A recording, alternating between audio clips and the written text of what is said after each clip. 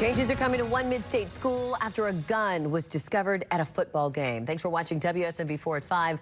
I'm Lauren Lowry. Our Jordan James shows us how Humphreys County School District is changing its policies to keep everybody safe. Changes are coming to Humphrey County schools. It could have been tragedy. After a student was found in possession of an airsoft pistol during Friday's football game. Cheryl Stanley's children previously attended Waverly Central High School. What if it was something that could really hurt someone? There's little kids at these ball games. I mean, it's bad enough that we've got students, but there's little kids at these ball games too. Authorities say the person showed the weapon and allegedly made threats to shoot players after the game. That plan was foiled after officers were tipped off by students. Thank you to the students that spoke up as to what was going on, because had they not have, nobody would have known.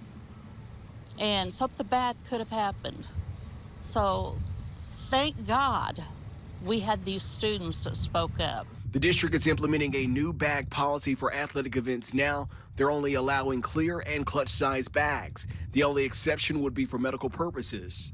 In a statement about the change, the district said in part, quote, "These changes are being taken to help ensure the safety of our students, staff, and community." A shared hope across the county after a scare under the Friday night lights. These kids have got to be stopped. There's just too much going on. Now, both the school district and sheriff's office have declined to comment, only saying that it's an ongoing investigation. At this point, it's unclear what charges the student is facing. Reporting in Waverly, Jordan James, WSMV 4.